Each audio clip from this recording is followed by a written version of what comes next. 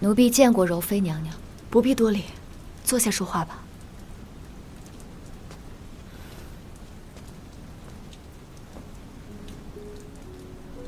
你一定很是疑惑，为何今日本宫叫你来此？是，娘娘此前一直想赶奴婢离宫，奴婢以为娘娘定是厌恶奴婢的。可是，在奴婢生死攸关之际，娘娘又为奴婢求情，奴婢很是疑惑。都退下。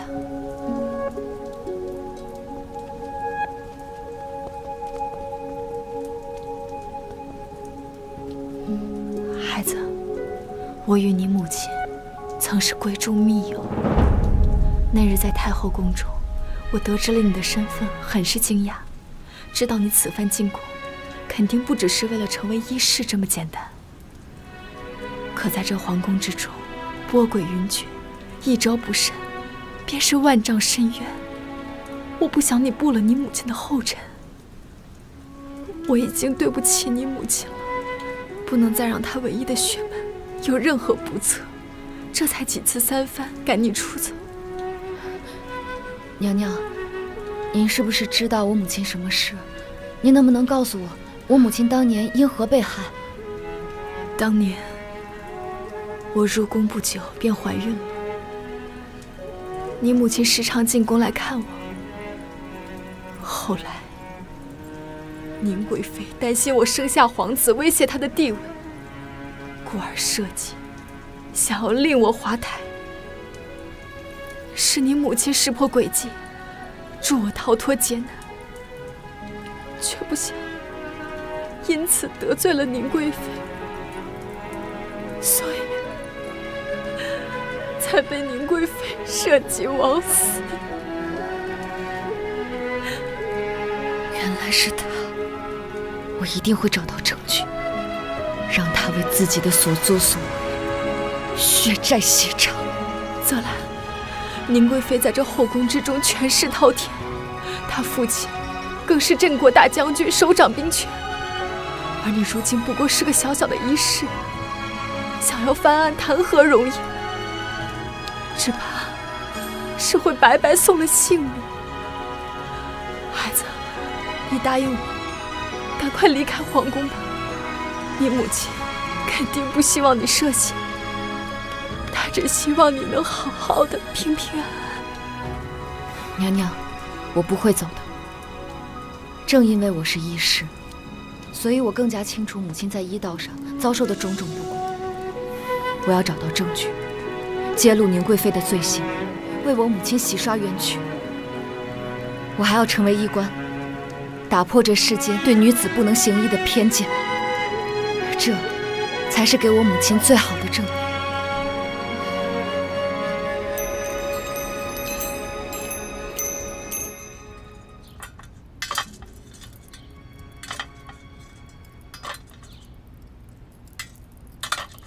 荣医师，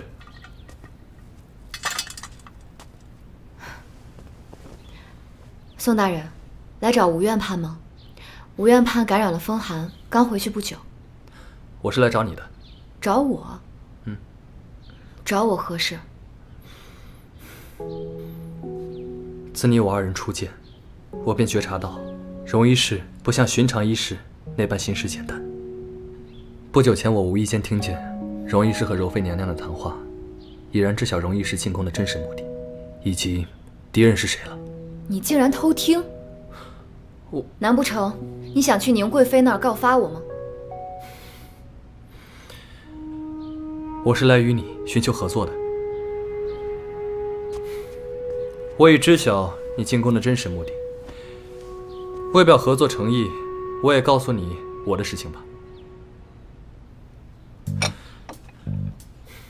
我乃长公主与宣平侯之子，我进太医院是为了调查后宫子嗣接连夭折一事的。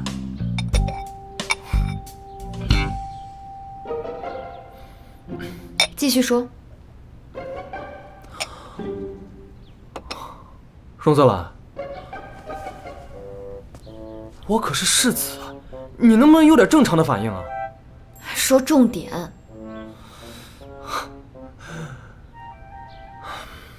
重点就是，经过我这些时日的调查，我怀疑宁贵妃就是此事的主谋。既然你我二人目标一致，与其孤军奋战，不如同仇敌忾。你意下如何？行，合作愉快。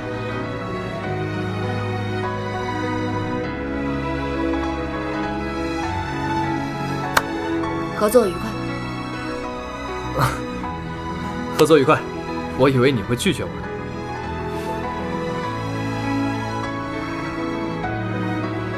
宋大人。哦。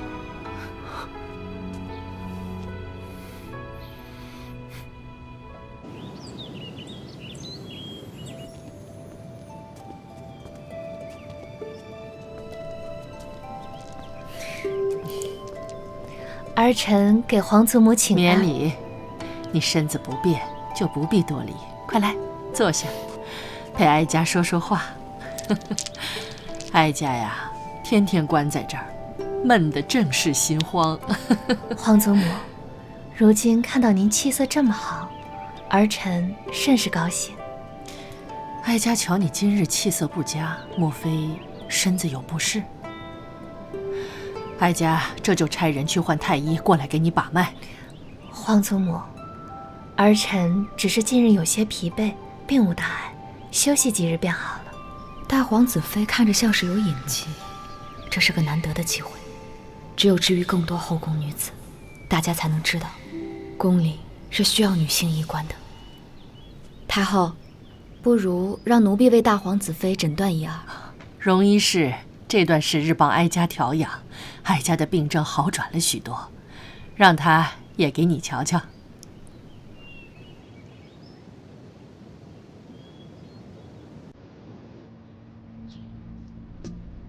大皇子妃，您无需紧张。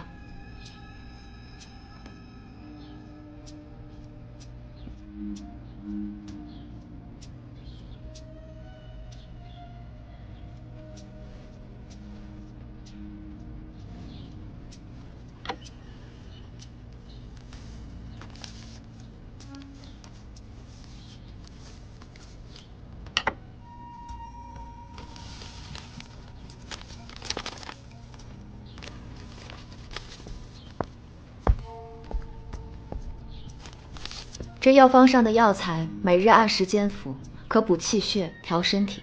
是。大皇子妃，若是有人送来新奇的吃食或是物件，须得仔细瞧瞧再用。毕竟这宫中人事繁杂，各方送来的赏赐众多，保不齐会有些不合时宜的东西混在里面。多谢荣医师，本宫会注意的。大皇子妃言重了，这是奴婢分内之事，那奴婢先行告退了。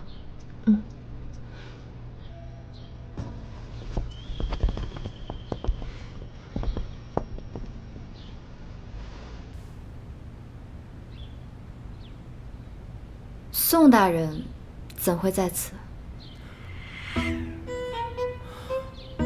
我来给太后请平安脉。你会？我可以会。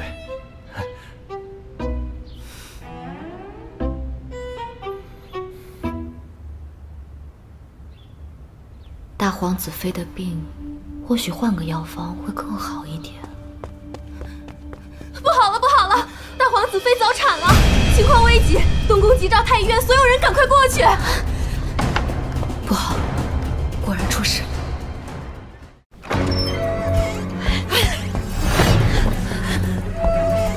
快！这个上去好办了。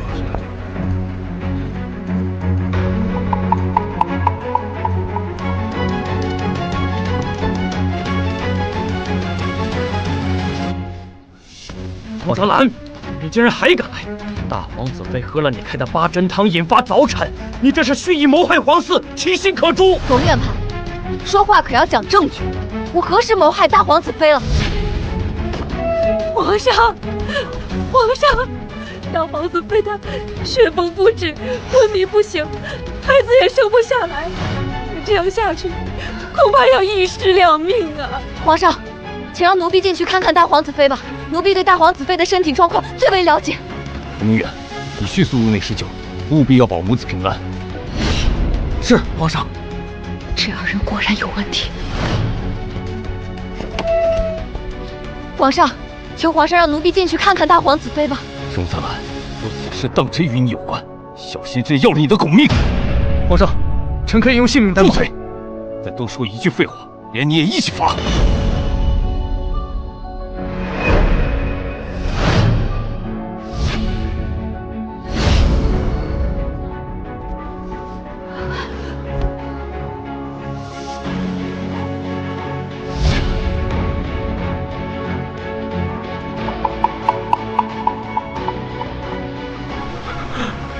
大皇子妃已经脉血全无。皇上，请允许臣随冯院派一同进去查看。冯明远在太医院中医术仅次于吴春玲，难道比冯明远还厉害？去吧。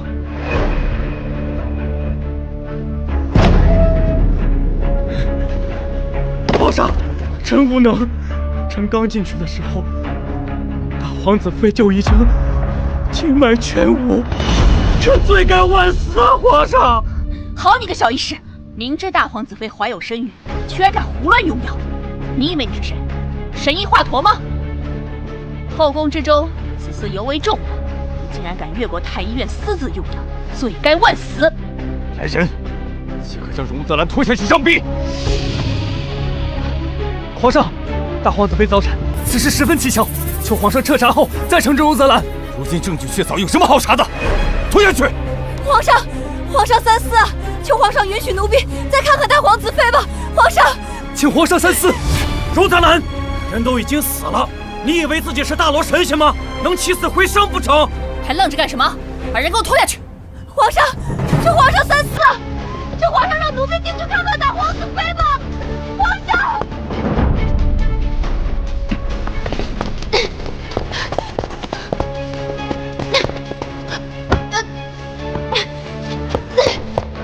且慢！世子殿下，还请不要妨碍金羽卫执行公务。萧大人，我只想说几句，请萧大人成全。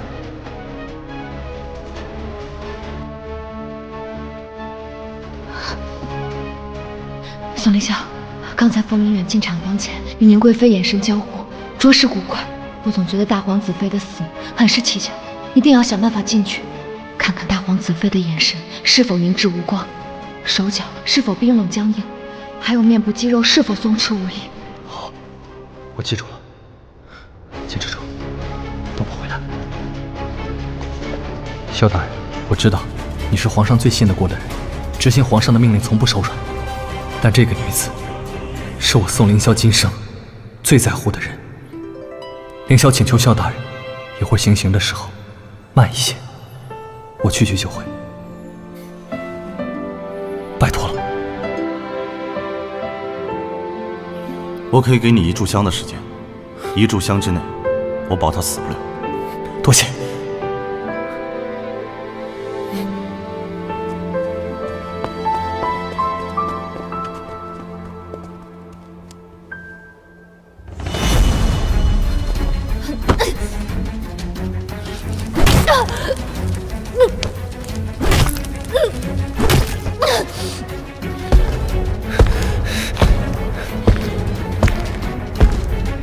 皇上，臣无能，臣罪该万死，但人死不能复生，还望皇上保重龙体，节哀。准备棺材，后葬大皇子妃。是。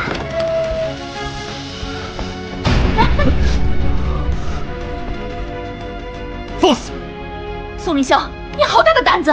大皇子妃已然薨逝，你竟敢如此无礼！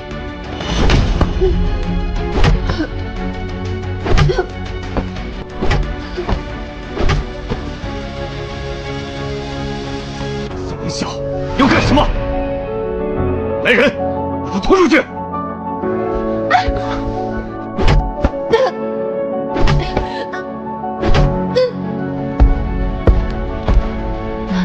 今日就要死在这里了。母亲的人血还未洗清，我怎能就这样死掉？小兰，等着我，我来了。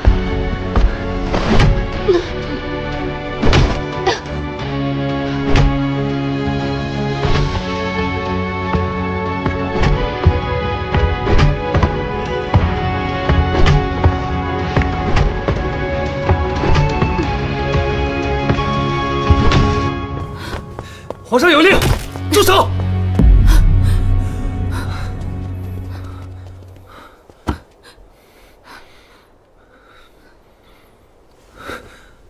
萧大人，皇上让我。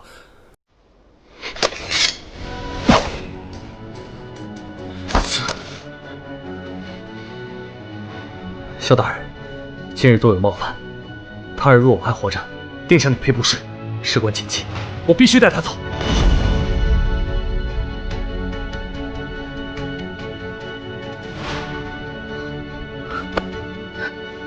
大王子妃怎么样？如你所说，大皇子妃眼神没有涣散，四肢关节柔软。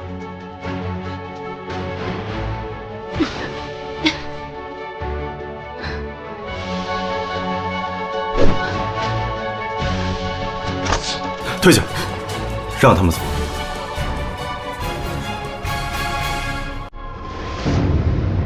等等！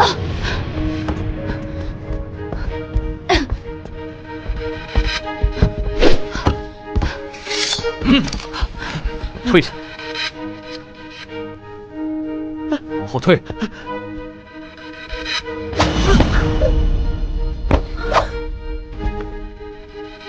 都不许妄动！宋凌霄，你要干什么？眼里还有任何王法吗？陛下，臣今日管不了什么王法，臣只知道，就算全世界都不相信荣一氏，但我信。今日不管荣一氏做什么，我都要护着他。陛下，刚才荣一氏让我观大皇子妃之状，其气息虽绝，但双目、关节、皮肉尚有生机，恐是假死之状。大皇子妃或许还有救。陛下难道不想救自己的儿媳和亲孙子吗？一派胡言！皇上，大皇子妃脉象全无，已然身亡。荣泽兰他们根本就是胡说八道，不可轻信啊！皇上。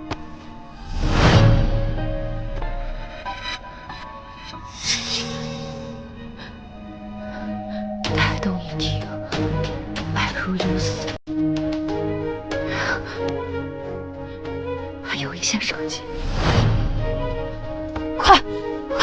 快去给我拿一根绣花针！快呀！皇上，快拿个决断！皇上，万万不可呀！还不去绣花针来？取针！是。胎儿不往下走，压迫母体，导致血气逆行。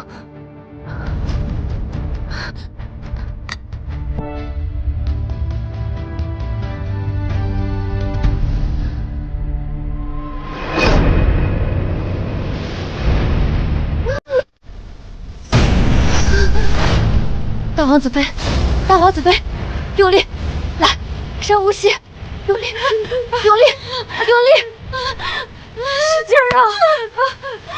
呼吸，用力，用力呀！用力，用力！生了，终于生了！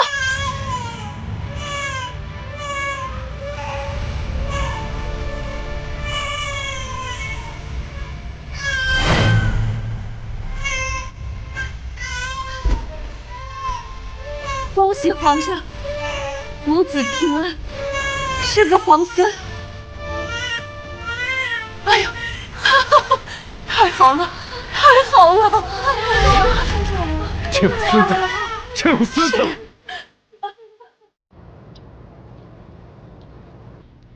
荣泽兰，朕问你，大皇子妃难产的原因是什么？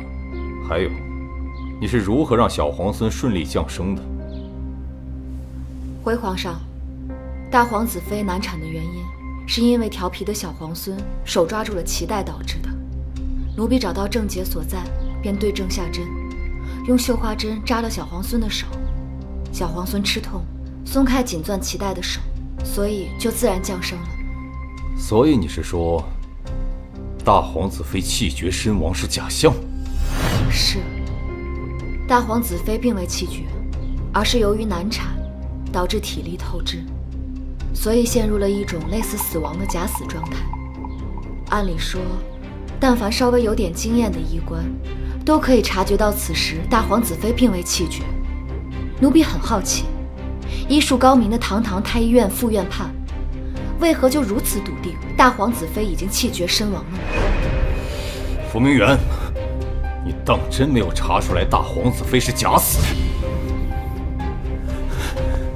皇上，臣医术不精，甘愿受罚，但是请皇上明察，大皇子妃早产，皆因荣泽兰所开汤药所致。臣以为，分明是他故意下毒，意图谋害皇嗣。此等蛇蝎心肠之人，万万不可留啊！冯大人此话真是荒谬。若我真要谋害大皇子妃，我又为何拼了命的救大皇子妃和小皇孙呢？这便是荣一氏这步棋的精妙之处。先下毒让大皇子妃早产，再以此为契机救下大皇子妃母子，既博得了救命之恩，又能借此事飞升，好一个阴谋诡计！冯大人这无端揣测的本事，可真让人佩服。莫不是你以己夺人？你胡说！皇上，太医院药案记录俱在，皆可证明荣医师并无疏漏，倒是冯大人空口无凭，并不可信。荣医师的品行如何？哀家养病这段时日，看得真真切切。他为保大皇子妃母子平安，自己身负重伤，仍来舍命救人。倒是某些人，心思不在救人上，一口一句定罪定罪，意欲何为啊？皇上，太后，臣冤枉，臣只认医术不精。至于到底是不是荣医师意图谋害大皇子妃和皇嗣，请皇上明察。龙泽兰，朕给你10日时间找出真相。若10日后无法证明自己的清白，朕便会依律处置。奴婢接旨。皇上，若奴婢能证明自己的清白，可否斗胆跟您讨要一个赏赐？你救了大皇子妃和皇嗣，自然该赏。你想要什么赏赐？奴婢想要一个资格。奴婢想要从今往后，可以以女子之身，合法的行医问药。皇上，后宫有诸多女眷，有些病症实在难以启齿。以往医官们诊治，宫妃们总是要隔着屏风，多有不便。若能有一位女医官，一来可以缓解宫妃们的尴尬，二来也能更好地照料大家的身子，岂不是两全其美？母后所言倒也在理。荣泽兰，若你能洗刷自己的嫌疑，证明自己的能力，朕自会考量。谢皇上恩典。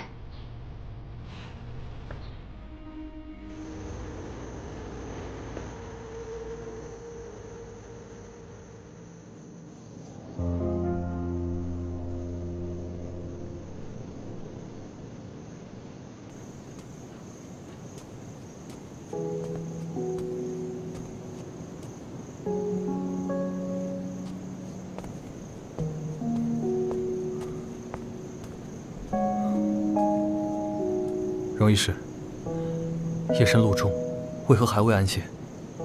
可是伤口又疼痛了。大皇子妃早产一案，疑点环生，皇上命限期破案。我在想，这问题到底出在哪里？冯明远医术高明，他若要动手害人，恐怕不易被人察觉。可是药方，承武院判看过无误，药材也皆经我手精挑细选，皆不会有问题。连煎药的器皿也反复查验。我每日将汤药熬好后，为以防万一，都会先以银针试毒，后又亲口尝过，均无毒。所以这问题到底是出在了哪里？既然药汤没有问题，莫非症结出在大皇子妃身上？我曾查阅书籍，妇人怀胎，若是情绪激动，亦是能动了胎气的。宫闱之中，诸事纷扰，娘娘难免心绪起伏。明日我便求见问诊，探其虚实。再者，宫廷膳食经手者众多，食材调配、烹煮过程都应反复彻查。我们一定会找到真相的。泽兰，真相固然重要，但自己的命也同样重要。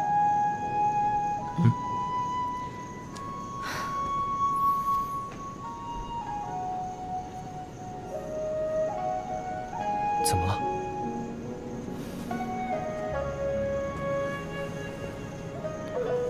哎，这是何意？多谢世子大人今日舍命相搏，若不是你，泽兰早已命丧黄泉。还有此前你多番相助，泽兰皆感激不已。日后若有我可以相助的地方，大人尽管开口。是啊。这救命之恩，应当要如何相报呢？那不如就以身相许吧。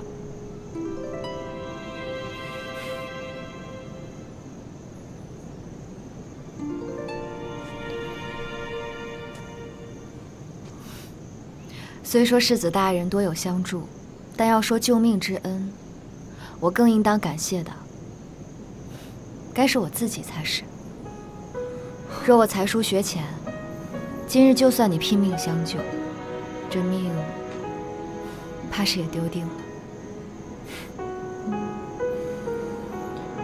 是啊，荣一是博学多才，胆识过人，本世子佩服。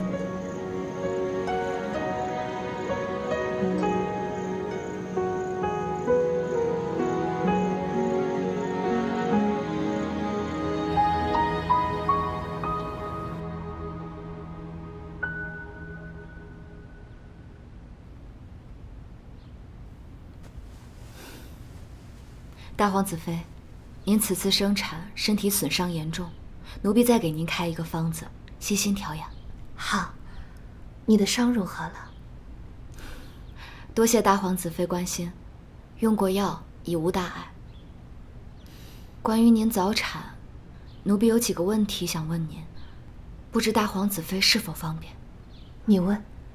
在这次早产之前，请问有让您感到特别生气、伤心或者烦闷的事情吗？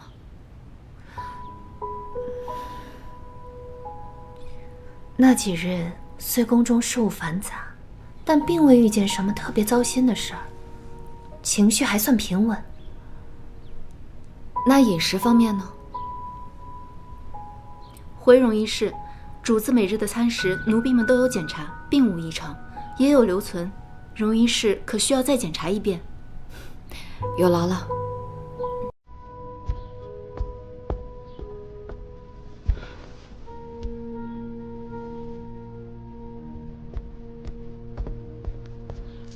荣一事，这便是主子昨日的餐食。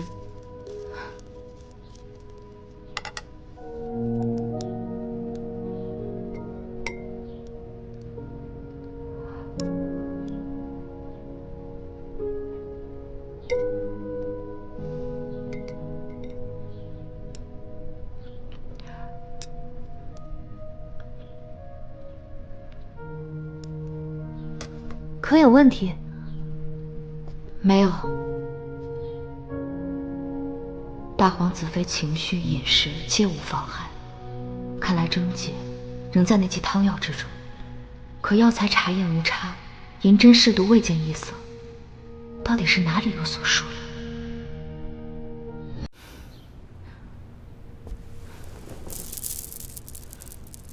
多谢大皇子妃告知，奴婢先行告退。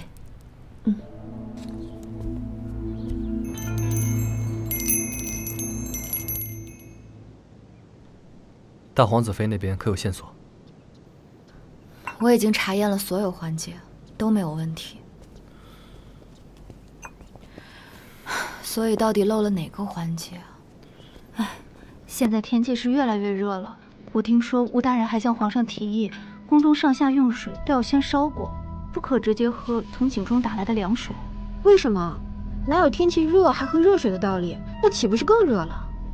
听吴大人说是为了预防水中的虫卵，可我看这井水挺干净的呀。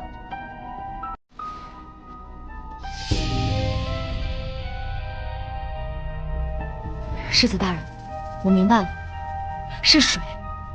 嗯？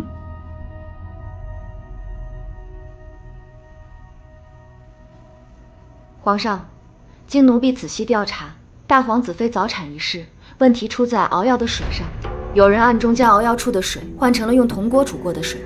这铜锅煮过的水有何问题？用铜锅熬制汤药会极大地改变药草的药性，对身体有害，且此种办法用银针也无法检验出来。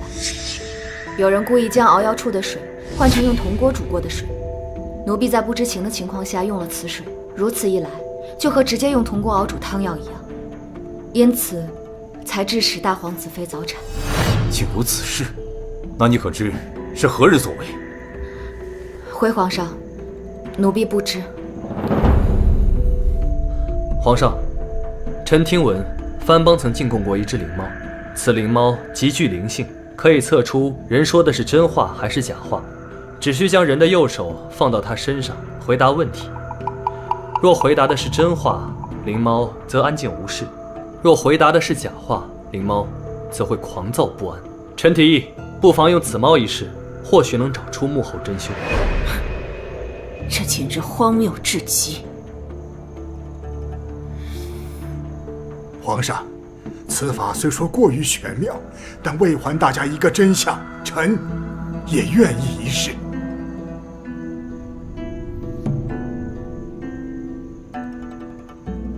来人，将那灵猫取来。另外，将太医院所有涉事人员全部带来，一一查验。是。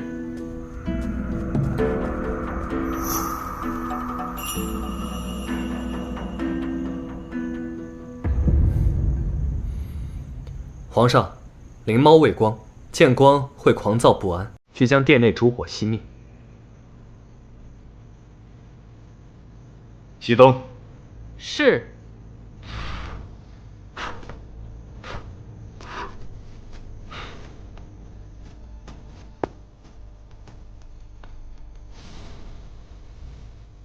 当日可是你动的手的？不是。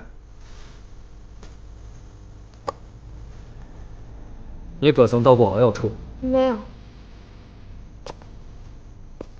是否是你更换的水？不是。是你换的水吗？不是。你可曾到过熬药处？没有。是你换的水吗？不是。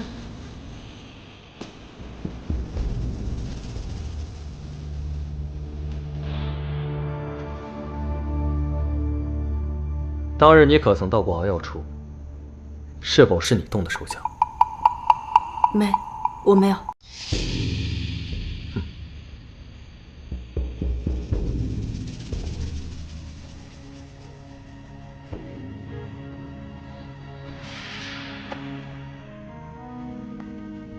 冯大人，大皇子妃的汤药可是你动的手脚？你有没有更换过熬药的水？宋仪官说笑了，我怎么会害大皇子妃呢？本官也未曾换过水。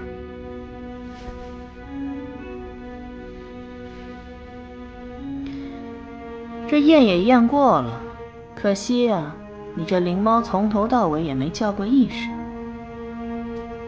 皇上，可以将殿内的烛火点亮。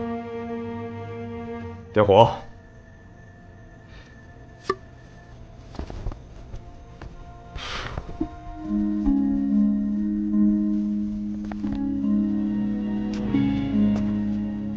各位，请将你们的右手伸出来吧。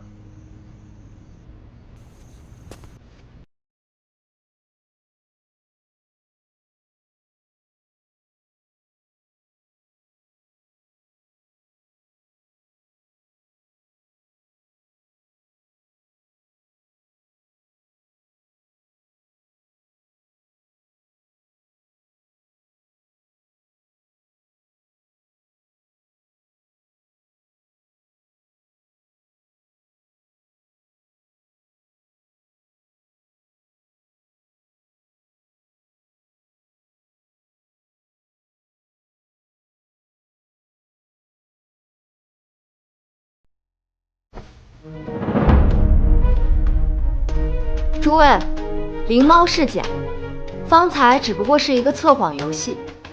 我与宋大人提前将炭粉涂在这团黑色毛球上，心中无愧之人自然敢将手放上去接受。可若是心虚之人，则肯定不敢。所以冯大人，你为何也不敢分享？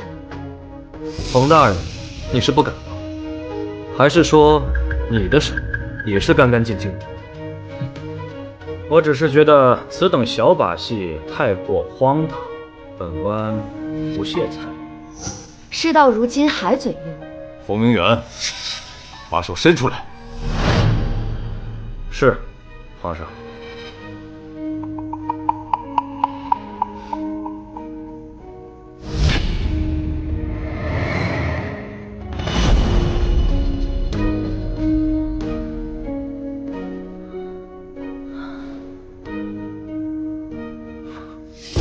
就凭你这点小伎俩，也想跟我斗？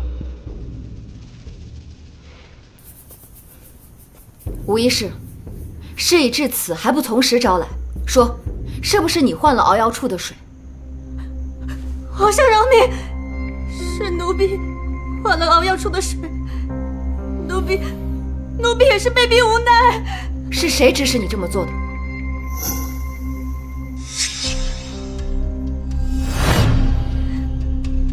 来人，把他拖下去，好好审审。皇上饶了奴婢吧！我说，是冯院判指使奴婢将熬药处的水换成铜锅煮过的水。不知此事，东医也是冯大人故意将荣泽兰引到苏叶身边，让荣泽兰染病，意图除掉荣泽兰。奴婢知道的都说了，皇上，求皇上饶命！皇上，奴婢是被他逼迫的。吴医师，听闻你偷药，是因为家中有个多病的弟弟。本官问你，你偷药当真是为了多病的弟弟吗？冯院判，奴婢知道错了，以后再也不敢偷御药房的药了。莫怕，只要你乖乖听话，本官让你做什么，你就做什么。如若你能做得到的话，那我暂且就不送你去慎刑司了，如何？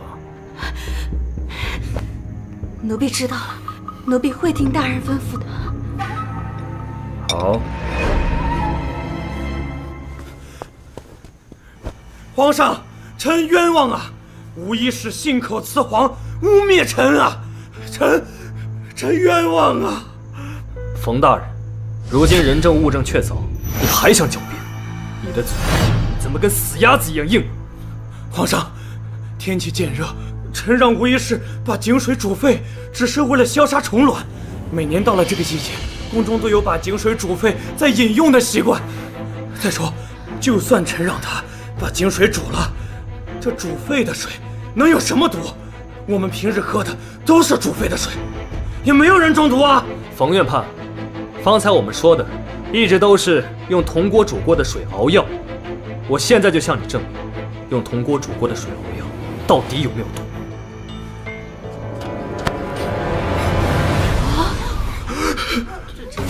这是怎么回事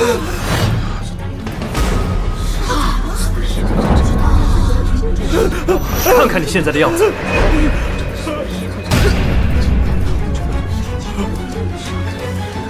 我发现水有问题后，便暗中让宋医官将你泡茶的水和熬煮养生汤的水全都换成了用铜锅煮过的水。如今你头发脱落，这般模样，还敢说这水无毒吗？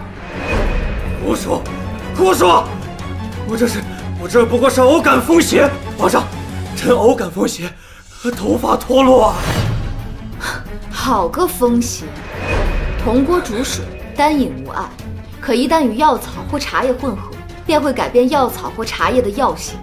你一个健康的人，每日用此水养生喝茶，慢性中毒之下都会出现脱发症状。何况大皇子妃怀胎体弱，因此才动了胎气。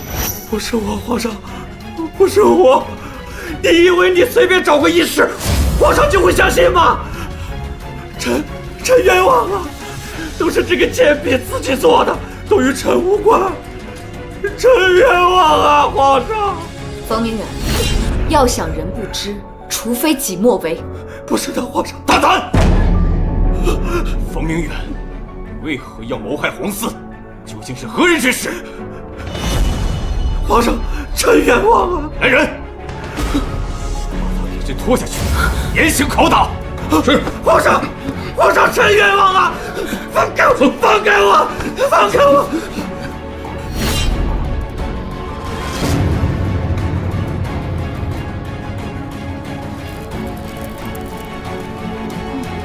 谁也不能审判我！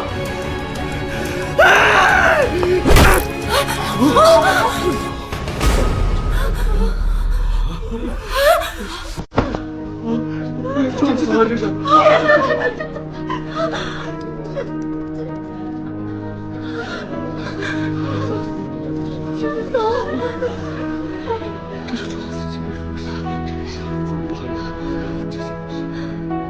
传朕旨意，冯明远谋害皇嗣，死不足惜。封疆皖南抄斩，所有涉事人等一律严查，一律治罪。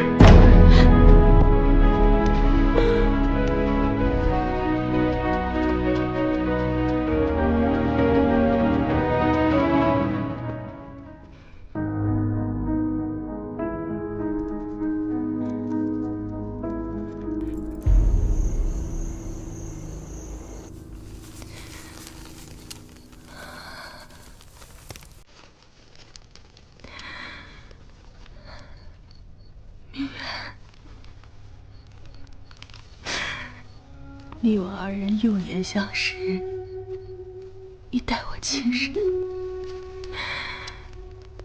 是我辜负了你。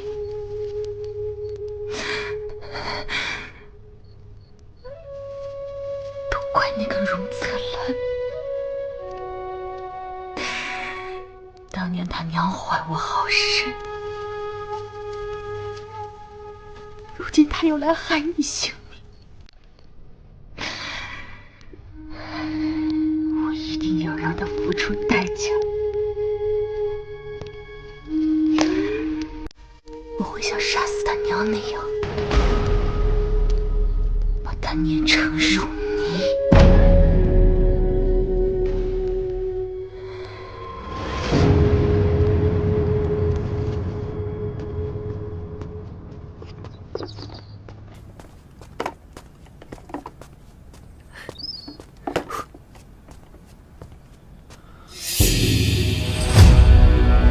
荣泽兰，荣泽兰，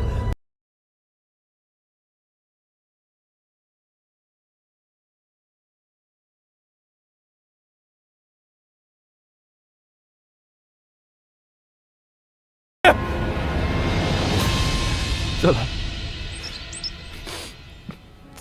在皇宫之处，处处藏着危险和陷阱。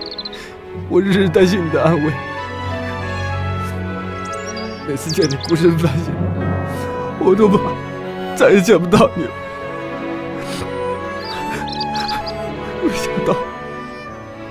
没想到这一天还是来了。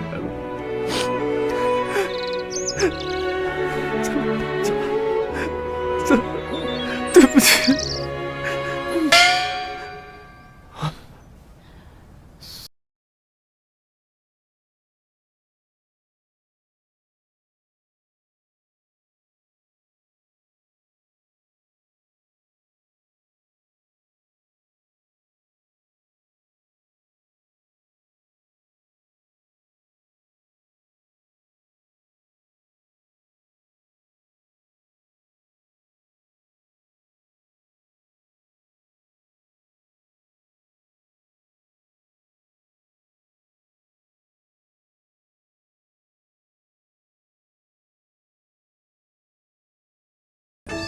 每次酒能喝成这样，也挺好的。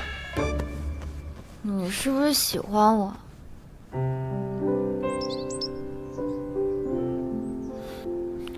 我以为我看你的眼神，连御花园的喜鹊都该明白了。是吗？我怎么看不出来？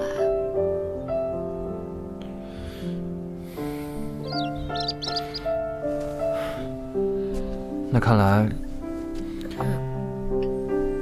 我该做得更明显一点。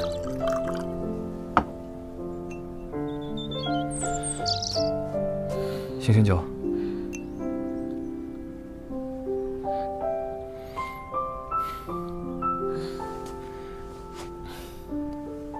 荣泽兰，我知道你想成为医官，为母正名，给他昭雪，但这条路上布满荆棘。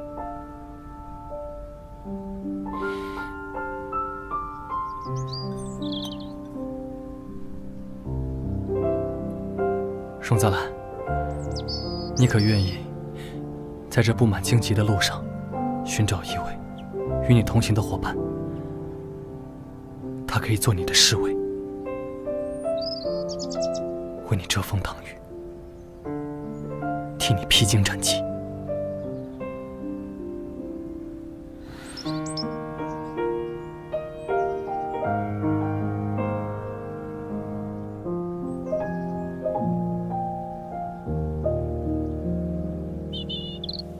皇上，今早哀家见御花园的牡丹开得正艳，像是托了国泰民安的福气。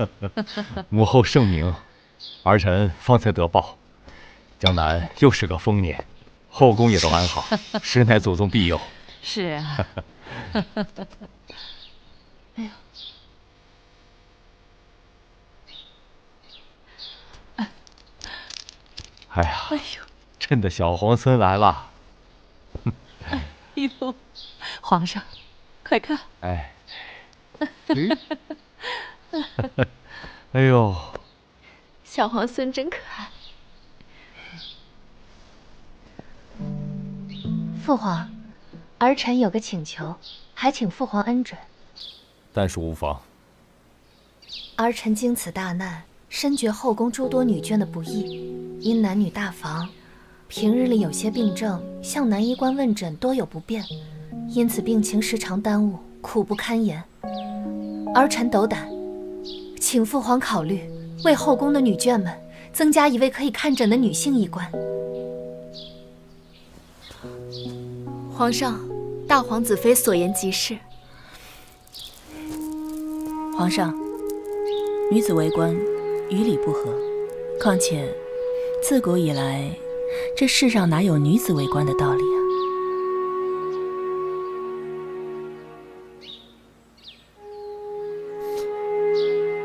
母后，您意下如何？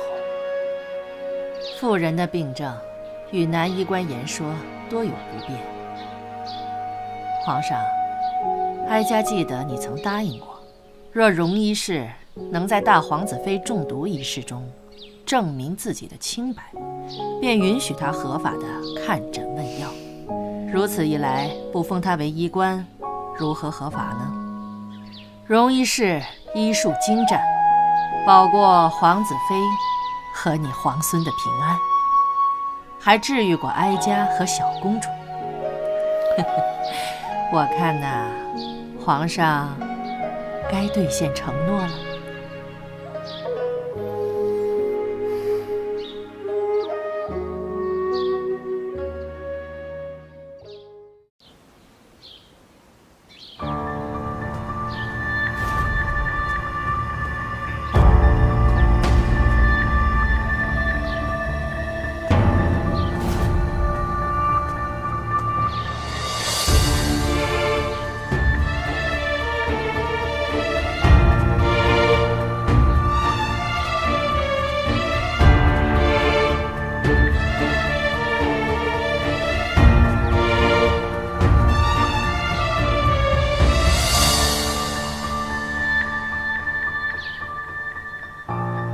荣医士怎么不待在龙庭与大皇子妃等人说话，独自一人来此赏景？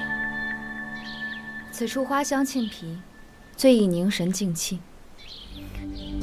荣医士步步高升，如今更是宫里的红人，本宫想提点你一二。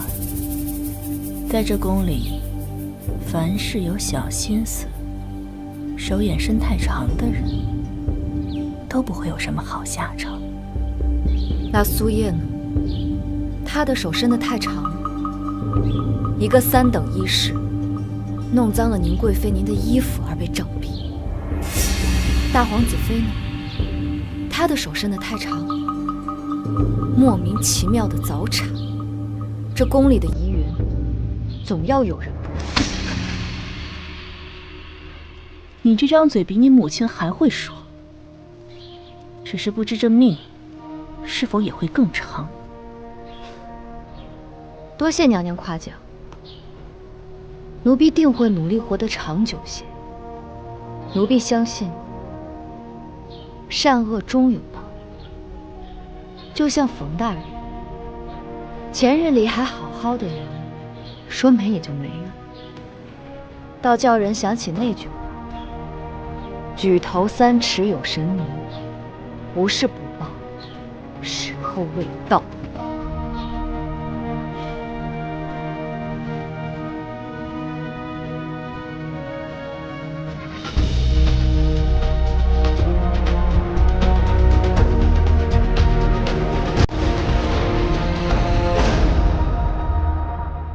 想必朱清已有所耳闻，太医院有个叫荣泽兰的医师，他控制过窦异的扩散，太后、大皇子妃、公主皆因其精湛的医术受益。不但如此，他还帮助钟老研制成功了治疗破伤风的特效药，这药救了战场上无数将士们的生命。因此，朕欲擢其为医官。朱清以为如何？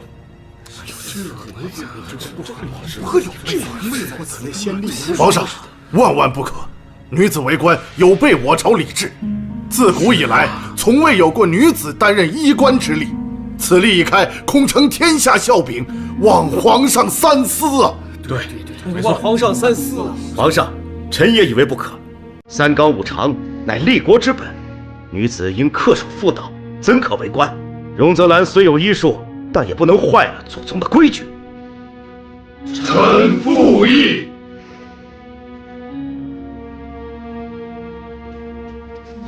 主任，注意控制黄，仔细点啊！好好调解。好，千万别遗漏了。仔细着点啊！好好要再分拣清楚。不好了，不好了！哎呀，不好了！大家都听说了吗？前朝正在为封荣泽兰为女医官的事争论不休呢。真有此事？自古男性为医，我们岂能让一个女子与我们平起平坐？对呀，是啊，就是。太医院向来以男子为尊，她若成了医官，成何体统啊？对呀，成何体统？我们必须表明自己的态度，我们不与女子同朝为官，这成何体统吗？这就是必须反对女子为官，维护祖宗礼制。我们一起去医政殿外，恳请皇上收回成命，反对女子为官，反对女子为官。走，反对女子为官，反对女子为官。我们去医政殿，我们收回成命。反对女子为官，反对女子为官。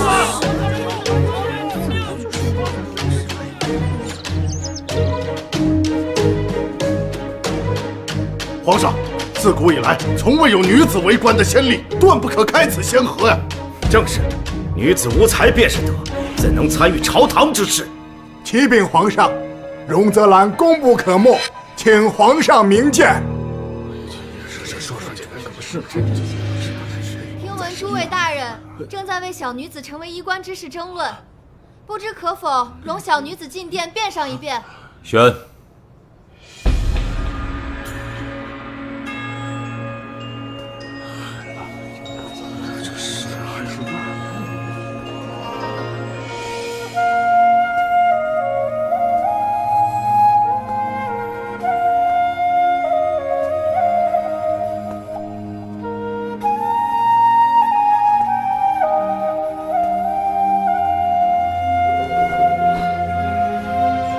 医院1等医士荣泽兰叩见皇上。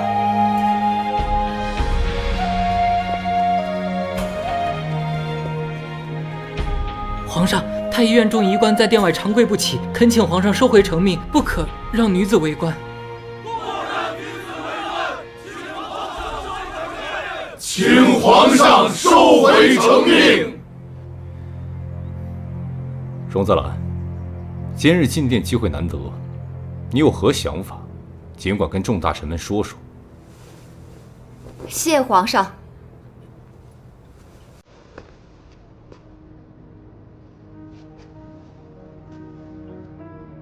刚听大人们提到，女子无才便是德，不应参与朝堂事宜。女子无才便是德，原意是女子要拥有才学，但不显露，能明辨是非，这是一种难得的品德。这美好的品德，何时被曲解成了束缚女子的枷锁？昔年黄道婆躬身入仕，革新棉纺技艺，促进了棉纺织布的发展，造福天下百姓。可曾有人说过她是女子，而不该抛头露面参与世事吗？无女子为官之力，此例一开，成何体统？李斌驻都江堰，前无补；蔡伦造纸术，亦无就例。若事事循规蹈矩，我大梁恐至今都还在结绳记事。况且衣冠之责在悬壶济世，而不应以性别论医术之高低。医者仁心，岂分男女？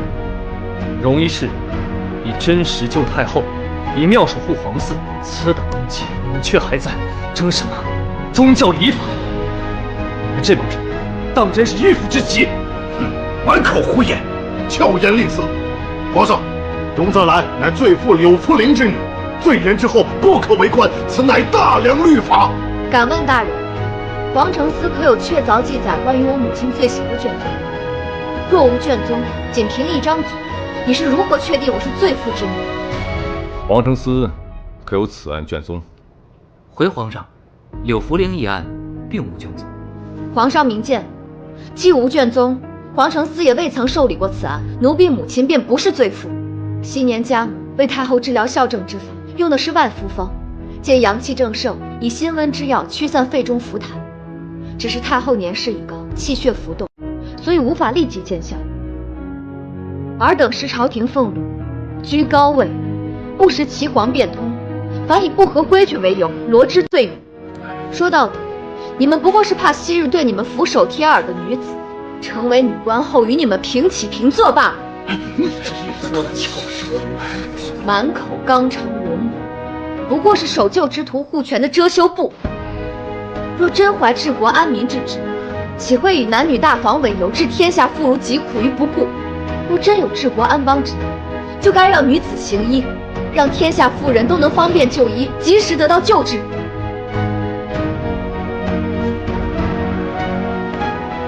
皇上，奴婢愿舍生忘死，与这世上的病痛对抗到底。请皇上推陈出新，废除旧制，封奴婢为医官。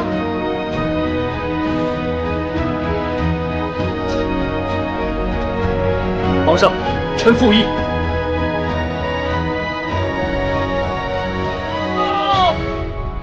皇上，皇上，大事不好了！大皇子与二皇子不慎坠马，二皇子重伤垂危了。